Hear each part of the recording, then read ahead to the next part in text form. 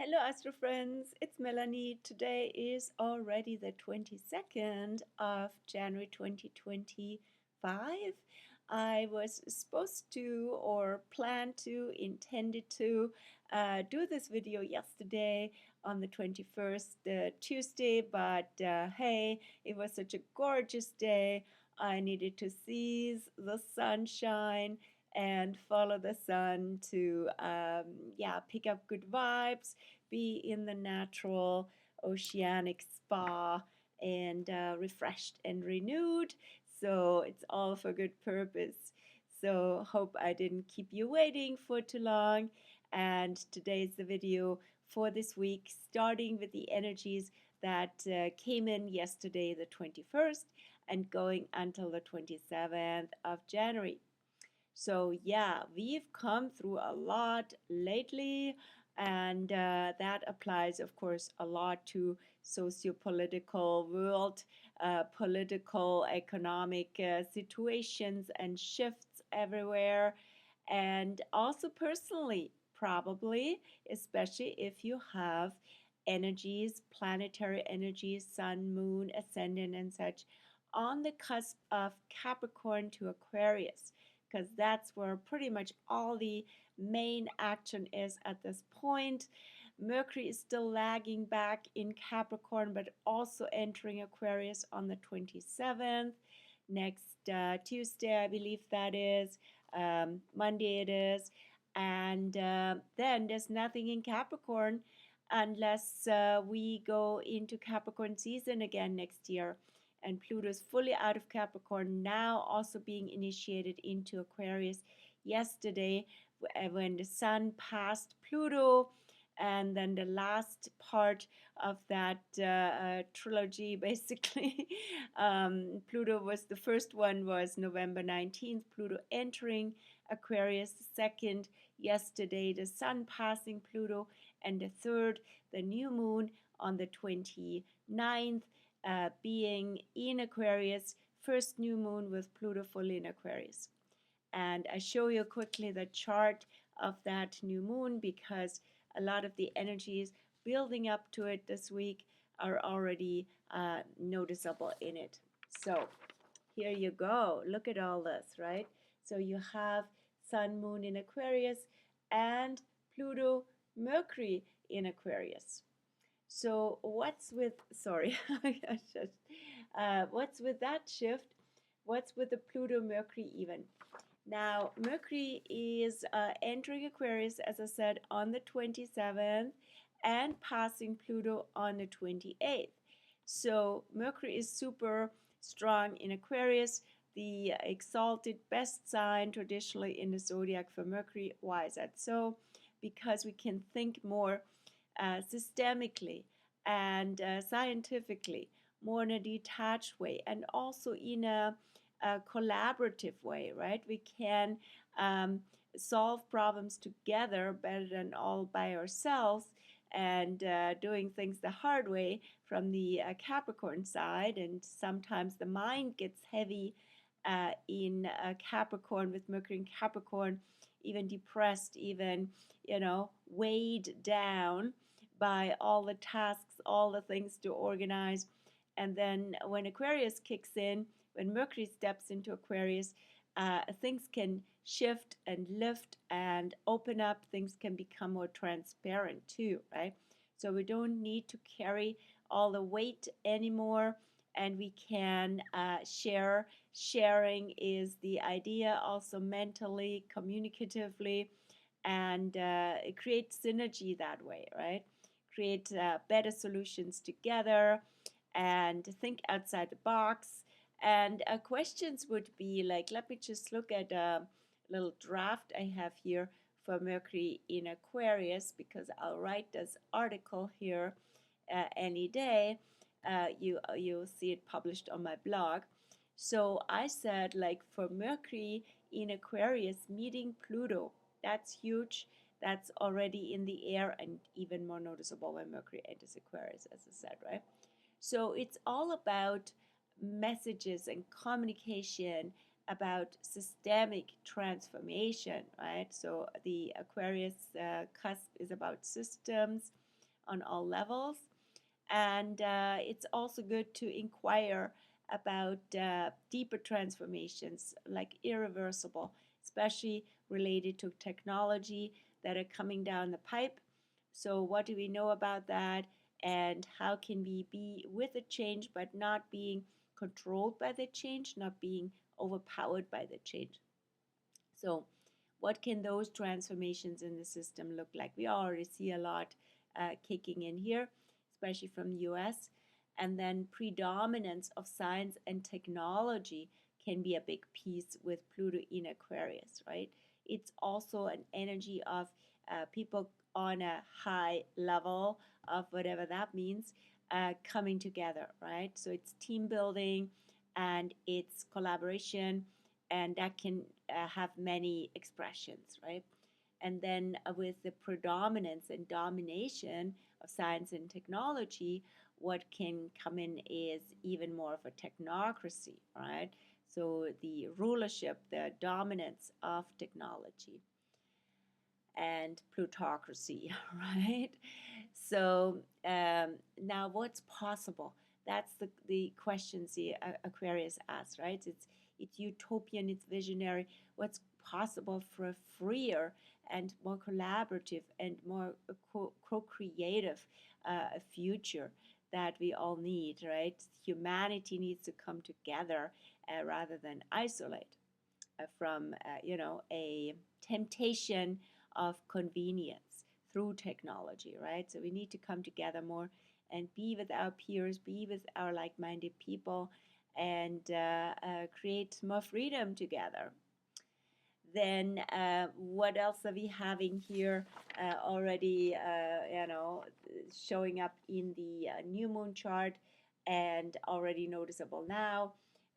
Uranus, also another Aquarius factor. The ruler of Aquarius will go out of retrograde to direct again in forward motion from Earth's perspective on the 30th, the day after the Aquarius new moon. Such an Aquarius energy there, such an impulse there.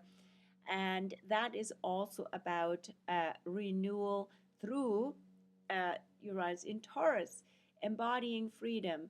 So bringing also the light, the freedom onto this earth and into our body and expressing it, and getting unstuck from old habits that were maybe again comfortable, but it's really a comfort trap. And how do we create more joy, right? Embodying more freedom and more joy. Then, also stationary, also about to go direct again. It will be Jupiter. Jupiter will go direct on February 4th. So we'll notice that movement towards that more with the next full moon in Leo Aquarius, and that will be on February 12th, just before Valentine's.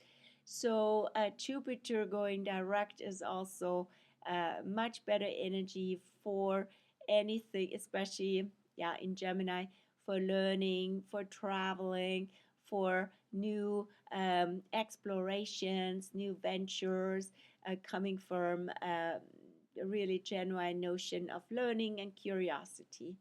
So all of that can move forward as well. Then Mars will be the last planet to still be retrograde until February 23rd.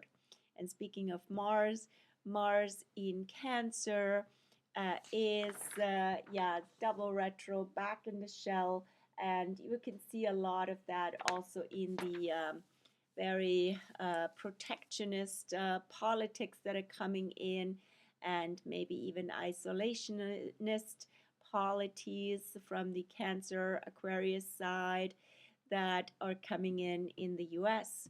And on the other hand, Mars retro also brings up desires to go, to really be with your tribe, be with where you feel at home, where you feel really a sense of welcoming, and also a good time to spice up your home and do anything that makes you feel more at home in your house and with your family, right?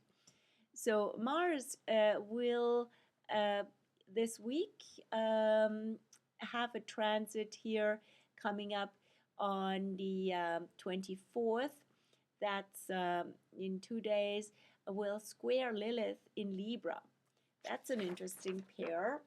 You can still see it here in that new moon chart. The square will be separating, will be fading after that. So, but it's a wide square with Chiron that is building, and a fading square with Lilith that will be exact this week. One of the main themes this week, Mars square Lilith. So that can be again a lot of a passion, desire, a wildness, right? Things can go wild. Also, in on the Libra side, how does that work, right? Libra having to do with the law, with fairness, justice, balance, right? So all of that. I mean, I see that playing out a lot in the U.S. at this point, and also right in the connection with Mars in Cancer. Mars in Cancer retro, right? So there's the man is back and in the house, and so stirring up things again. Then we have this week also Venus in Pisces, in water trine with Mars in Cancer. That's a lovely vibe that's coming in on January 25th, the weekend, Saturday. So again, more an energy of flow, of love, of connection within the universe, and with all that is. So I'm aiming to go up to the observatory with friends here on Saturday with this transit to see the lineup of planets that are currently in the sky, in the evening sky. And lots of people have been wondering about that. And is that a thing? What's going on astrologically with that? Yeah, there definitely are lined up, yet not as close as it's being portrayed, as they might appear depending on your location, as they might appear in the sky. But you see, there is quite the lineup, right? So it's kind of between Cancer and Aquarius. Everything is there now. I mean, not the moon at this point, but for the new moon. And mostly actually in this realm, even from Gemini to Aquarius, right? So that's 1, 2, 3, 4, 5 signs in the zodiac. And in a clear night sky, you can actually see all of them. And yeah, it's a strong concentration in a certain realm. And Aquarius to Gemini, very much about community, society, and Pisces, of course, also the collective energy, the energy of all is connected, everything is interdependent, all is one in a spiritual way, right? And with Aries Chiron, this is renewal. This is the medicine of renewal, the medicine of being authentic, but also lots of wounds that go along with that as well. And then Uranus in Taurus. Again, as I said before, it's about disruption. It's a lot of disruption when it comes to nature, disruption of biology, of the earth, right? So there is a lot of inconsistency now going on when it comes to anything that is biological and organic and literally off the earth, including wildfires and all these things suddenly appearing, and yeah, and lots of money can be made with that as well, just saying. Then Taurus, right? Then Gemini. So Gemini, again, where Jupiter is, we need to understand what's going on, learn, discuss, but not create more division, right? And so what else is going on this week? Mercury enters Aquarius on Tuesday, Monday. Okay, keep doing this. Mercury enters Aquarius on Monday. I keep mixing up because on Tuesday it meets Pluto. And so, what's going on in this part of the season? We are now in early Aquarius, of course, since the sun entered on the 19th this year already. And that goes on until the 29th. And that has a Libra undertone. Hence, also the Lilith in Libra comes out with that. And the moon was in Libra, also, by the way, on Inauguration Day. So there's a Libra factor, Libra having to do with alliances in combination with Aquarius, right? Alliances and partnerships, strategic partnerships, partnerships in society, in uh, government and in organizations and systems, right? Partnerships, but also weighing the pros and cons of that, choices, right? Which partnerships are and which friendships, you could say, right? Which friendships with community are really good match, continue to be a good match, or have things changed since the south nodes and eclipses have been in Libra in the last 1.5 years. And Libra undertone, so quite a lot about social justice and fairness, equality, balance, and yeah, also a lot about courts and yeah, in the context of systems, of science, and all of that. So how does that affect, how does it apply to us personally?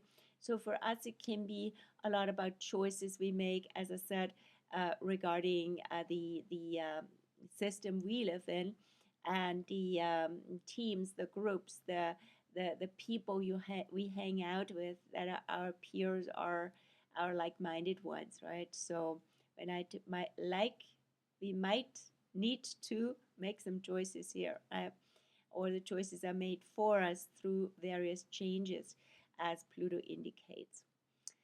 Then we have the moon now waning, right, before the new moon on the 29th, currently in Scorpio since yesterday. And the Scorpio moon, yesterday was quite the day with the Scorpio moon ruled by Pluto squaring the Sun and Pluto in Aquarius. So change is definitely in the air, and we feel it, and there's a lot to process around that. And you're probably also still in it. It takes a while to process all the change that's going on, yet at the same time also see what it does to you on a deeper level. Maybe we can excavate something that's usually hidden, covered, and in the shadow, right? In the closet with Scorpio. And maybe it's coming out now and can be aired as well. And wonderful time also, very practically speaking, for any clearing action, anything that is a beautiful renewal spa. As I literally did some cleaning yesterday and went to the beautiful ocean spa here in Victoria at Playa, almost said at Gonzales Beach, Playa Gonzales. So and had a good bike ride. It gave me a good sweat as well. So it's all very Scorpio, and Mars also in Cancer. So in motion, right? Going to the beach and getting good exercise, feeling relaxed and right at home on the seashore. And yeah, so the moon is still in Scorpio all day today, and today 22nd as I'm recording this, and actually has a water trine with Saturn in Pisces. So that is a beautiful alignment again. So we can with Saturn in Pisces also do what's needed to bring more relaxation, more flow into our lives, and also have healthy boundaries towards what's overwhelming and toxic even, right? So any of that. Then the moon will be, let me just get a sip, speaking of water element, sip of my hibiscus tea, which is wonderful for the immune system. Cheers. And tomorrow the moon will continue to be in Scorpio and enter Sag in the evening at 8:29 p.m. Pacific, and I call this cusp from Scorpio to Sag the Phoenix point. So this will be the Phoenix moon of the month, and we dive, as I discussed on Facebook today, dive and rise. That is Scorpio and a Sagittarius, right? And a friend of mine, she's literally taking off, flying down south on Friday with the Sag moon. Perfect.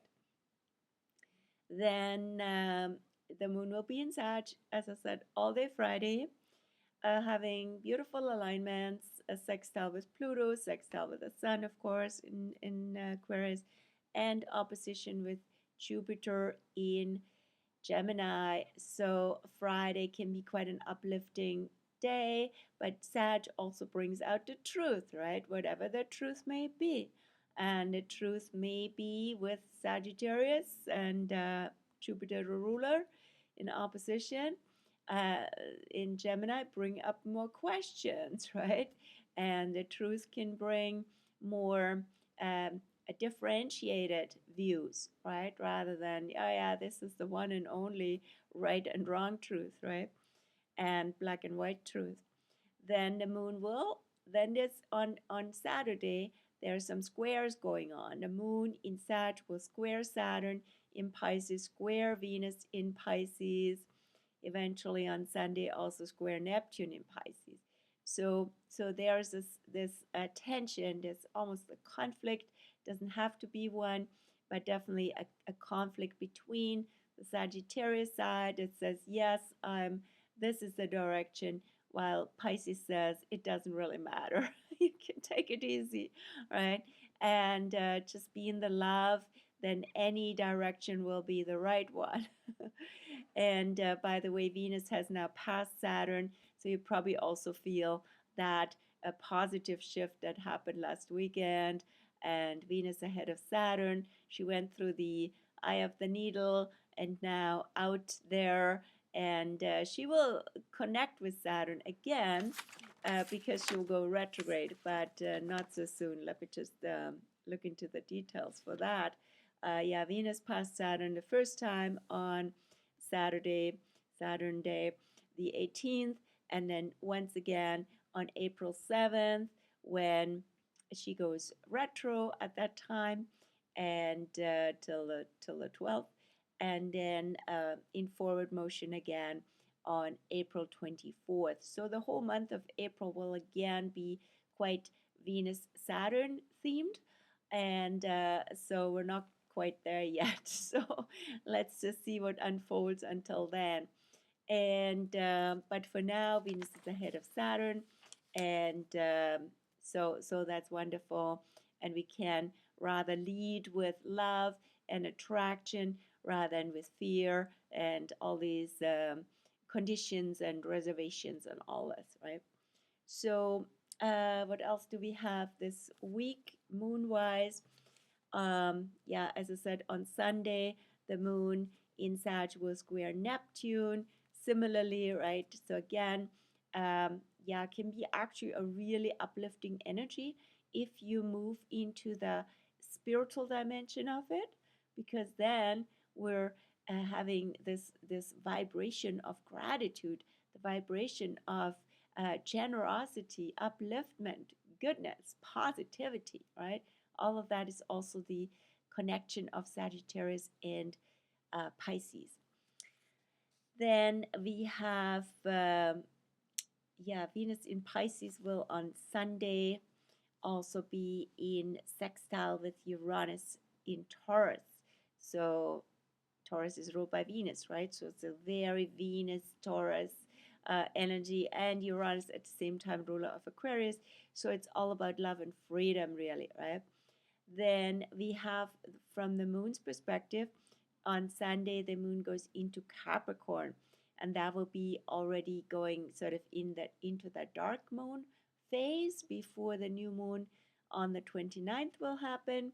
Then the Capricorn moon brings things more down to earth, can sometimes be also more, it's definitely more realistic after the uplifting visionary Sag moon. So how do things work? How can we work things out when the rubber hits the road? So it's all about integrity. It's all about, serious, also planning, right? Planning, organizing. But don't be too hard on yourself or others with the moon in Capricorn, and too weighty there.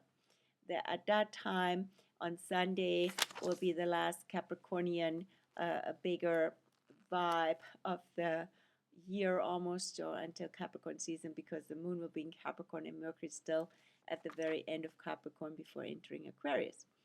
And so again, there will be quite some shifts from that very solid and dense, so to say, rock solid Capricorn energy to the transparent and uplifting, or rather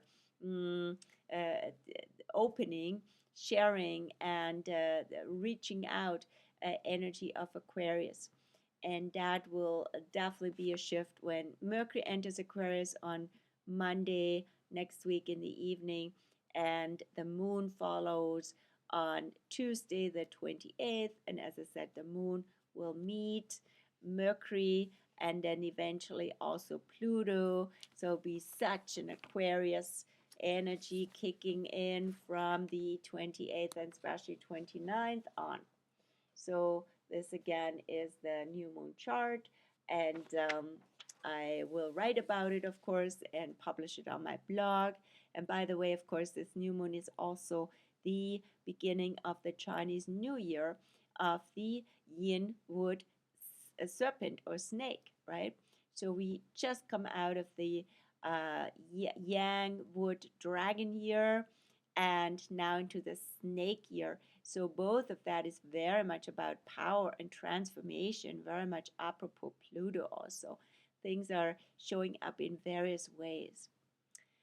Okay, that's it for today. I wish you a beautiful week with so much Aquarius energy kicking in.